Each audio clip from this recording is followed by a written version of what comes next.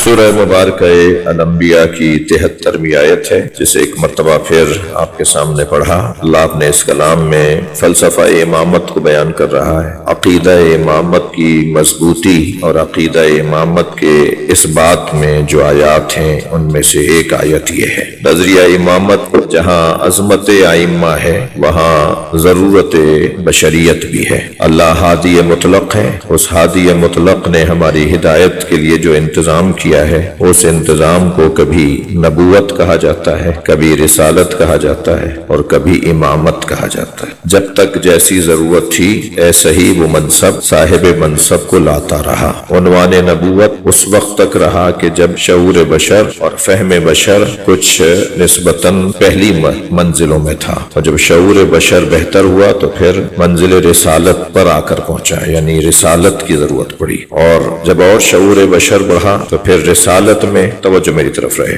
رسالت میں عنوان خاتمیت آ گیا، یعنی ایسے رسول جو خاتم الانبیاء ہیں، جن کے بعد کسی رسول کی ضرورت نہیں ہے، جن کے بعد کسی نبی کی ضرورت نہیں ہے، اور خاتمیت کے بعد اب اس ختم نبوت اور اس آخری پیغام کی حفاظت کے لیے جس منصب کی ضرورت تھی اس منصب کو امامت کہا جاتا ہے۔ نظریہ امامت ہمارے خاص عقائد میں سے ایک عقیدہ ہے، اور یہ طے ہے کہ جسے ہم عنوان امامت دیتے ہیں اسے ہمارے بھائی عنوان خلافت دیتے ہیں، اور پھر ہمارا کہنا یہ ہے کہ جو امام ہے وہی خلیفہ ہے، جو خلیفہ ہے اسی کو امام ہونا چاہیے۔ لیکن تھوڑی سے فرق کے ساتھ ہمارے بھائیوں کا عقیدہ، ان کا کہنا یہ ہے کہ شؤون سماج کے لیے اور سماجی معاملات کو حل کرنے کے لیے، سیاسی اور انتظامی امور کو سنبھالنے کے لیے امامت کا ایک شعبہ ہے جسے خلافت کہا جاتا ہے، لہذا ضروری نہیں ہے کہ جو امام ہے وہ خلیفہ بھی ہو۔ یہ میرے بھائیوں کا عقیدہ ہے، یہ ہمارے عزیزوں کا عقیدہ ہے کہ اگر خلافت کسی کے پاس ہو تو ضروری نہیں ہے وہ امام بھی ہو، تو ممکن ہے کہ کوئی خلیفہ ہو اور وہ امام نہ ہو، تو پھر وہ جو ظاہری انتظامات اور سماجی معاملات کو سنبھالنے والا منصب ہے اسے خلافت کہتے ہیں، اور جو دینی امور میں، جو روحانی امور میں، جو اخلاقی امور میں، جو شرعی امور میں امت کا سربراہ ہے اسے امام کہا جاتا ہے۔ ہم اس تقسیم کو علمی طور پہ رد کرتے ہیں، ہم اس تفکیک کو رد کرتے ہیں، ہم اس تفکیک کے قائل نہیں ہیں۔ ہم کہتے ہیں کہ جسے اللہ نے امام بنایا ہے اسی کو خلیفہ ہونا ہے، لہذا اس پہ دلائل ہیں، اس پر پوری بحث ہے، اور میں نے سوچا تھا کہ ان 5 مجلسوں میں ہم شاید داخل ہو جائیں گے دوسری یا تیسری مجلس میں امامت کے دلائل کے اوپر، مگر بہرحال نہیں ہو سکا ایسا۔ میرے جوانوں کے ذہن میں، محترم سننے والوں کے ذہن میں یہ ہے کہ نظریہ امامت ہمارے ہاں مسلم نظریات میں سے ہے، اور اس کے دلائل میں نقلی دلائل، نقلی وہ بولا نقل نہیں جو ہمارے ہاں کبھی کبھی طالب علم پیپر دیتے وقت اس کا سہارا لیتے ہیں، وہ نقل نہیں، نقل یعنی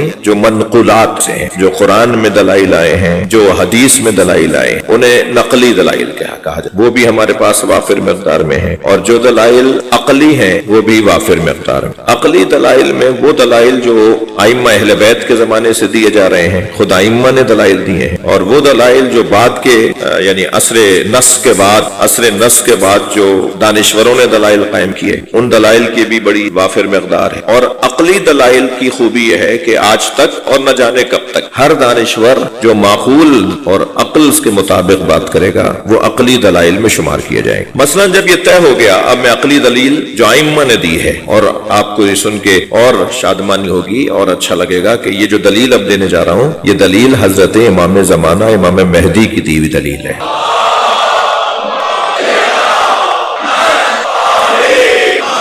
وہ یہ کہ جب یہ طے ہے کہ امام اللہ بناتا ہے، یعنی اس بحث سے ہم نکل چکے ہیں، یہ منزل گزر چکی ہے کہ امام بنانا، توجہ میرے ساتھ ہے، امام بنانا اللہ کا کام ہے، اللہ نبی بناتا ہے، اللہ رسول بناتا ہے، اللہ خلیفہ بناتا ہے، اللہ ہی امام بناتا ہے، یعنی دینی قیادت جو ہے، جو روحانی قیادت ہے، روحانی جو سربراہی ہے وہ اللہ کے ہاتھ میں ہے، اور جس کو اللہ نے روحانی سربراہی دی ہے، جس کو اللہ نے دینی سربراہی دی ہے، اس اسی کا حق ہے کہ بھی وہ سماجی سربراہی بھی اسی کے ہاتھ میں ہو، سیاسی سربراہی بھی اسی کے ہاتھ میں ہو، اجتماعی معاملات بھی اسی کی مرضی کے مطابق انجام پائیں۔ اسے یہ عقیدہ امامت کا ایک منظر ہے۔ اب جب یہ طے ہے کہ یہ کام اللہ کا ہے، جب یہ کام اللہ کا ہے تو اللہ نے جو امام کے شرائط بیان کیے ہیں، آپ کی توجہات کا میں ممنون ہوں، اللہ نے جو امام کے شرائط بیان کیے ہیں، مثلا اس آیت کریمہ میں جو میں آپ کے سامنے روزانہ تلاوت کر رہا تھا، اس آیت میں اللہ نے امام کے شرائط بیان فرمائے وَجَعَلْنَهُمْ أَئِمَّةً يَهْدُونَ بِأَمْرِنَا۔ یہاں تو یہ واضح ہو گیا کہ اللہ امام بناتا ہے۔ پھر وَأَوْحَيْنَا إِلَيْهِمْ فِعْلَ الْخَيْرَاتِ، اور ہم نے ان پر نیک کاموں کی وحی کی ہے۔ اب یہ جو مسئلہ ہے نا کہ ہم نے ان پر نیک کاموں کی وحی کی ہے، یہ یا وحی بھیجنے والا جانتا ہے یا جس پر وحی اتر رہی ہے وہ جانتا ہے۔ تو جب میں جانتا ہی نہیں ہوں کہ وحی کس پر اترتی ہے اور وحی اترنی ہے اس پر کہ جسے اللہ امام بناتا ہے، تو پھر میں کیسے طے کر سکتا ہوں کہ میرا امام یہ ہے یا وہ ہے؟ میرے تو ہاتھ میں نہیں ہے۔ اسی طرح اس کے بعد کیا ہے، وَإِقَامَ الصَّلَاةِ وَإِيتَاءَ الزَّكَاةِ، اور ہم نے انہیں امام بنایا تاکہ وہ نماز قائم کریں، نماز کا قیام کریں اور زکوٰۃ کی ادائیگی کریں۔ اور پھر کیا، وَكَانُوا لَنَا عَابِدِينَ، اور وہ صرف ہمارے بندے، بندگی ذاتی مسئلہ ہے۔ آپ کتنے بڑے اللہ کے بندے ہیں، زید کتنا بڑا اللہ کا بندہ ہے، فلاں کتنا بڑا اللہ کا بندہ ہے، یہ وہ جانتا ہے یا اس کا معبود اللہ جانتا ہے؟ مجھے حق ہی نہیں ہے کہ میں آپ کے بارے میں آپ کی بندگی کا کوئی پیمانہ طے کروں۔ آپ کو حق نہیں ہے کہ آپ کسی اور کے بارے میں بندگی کا پیمانہ طے کریں۔ جب اللہ نے کہہ دیا وہ ہم صرف ہمارے بندے ہیں، تو پھر اللہ ہی بتائے گا کون ہمارے بندے ہیں، اور اللہ جن کے بارے میں بتائے گا کہ کون ہمارے بندے ہیں، وہ وہی ہیں جن کے لیے آواز آئے گی یا ایتھا النفس المطمئنہ ارجعی الی ربک، صلوات پڑھ لیں محمد و آل محمد۔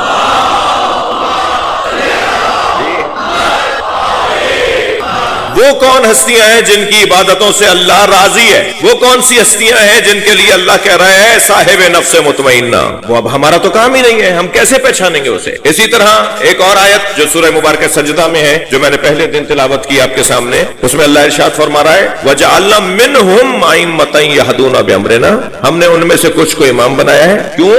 لما صبروا، اس لیے امام بنایا ہے کہ وہ صابر بہت زیادہ ہیں، بڑے صابر ہیں، بہت صبر کرنے والے ہیں۔ اب صبر کا مرحلہ بھی اللہ جانتا ہے اور وہ صابر جانتا ہے، اس کا ذاتی مسئلہ ہے۔ بعض اوقات میں ایک بات کہہ رہا ہوں کہ بعض اوقات ایک چیز کا اظہار ہو رہا ہوتا ہے مگر وہ ممکن ہے کہ حقیقت میں وہ نہ ہو جو دکھانے میں ہو، لیکن اللہ تو جانتا ہے نا کہ یہ صبر کر رہے ہیں یا دکھا رہے ہیں۔ مسئلہ اس کا ذاتی ہے اور اس کے اللہ کا ہے۔ لما صبروا وکانوا بآیاتنا یوقنون، اور دوسری صفت امام کی ہے کہ وہ ہماری آیات پر یقین کامل رکھتے ہیں۔ یقین بھی مسئلہ ذاتی ہے، یقین بھی مسئلہ فردی ہے، یقین مسئلہ بھی اس کا اپنا ہے۔ میں آپ کا یقین کس پیمانے پر ہے طے نہیں کر سکتا، آپ میرا یقین کا پیمانہ طے نہیں کر سکتے، اور ادھر اللہ کہہ رہا ہے ہم امام انہیں بناتے ہیں جو ہم پر یقین کامل رکھتے ہیں۔ تو پھر اب کون طے کرے گا کہ امام کسے ہونا چاہیے؟ وہی طے کرے گا جو لوگوں کے دلوں سے آگاہ ہے، جو لوگوں کے دلوں سے آگاہ ہے وہی طے کرے گا امام کون ہے۔ جب اللہ ہی ہے کہ جو لوگوں کے دلوں سے آگاہ ہے،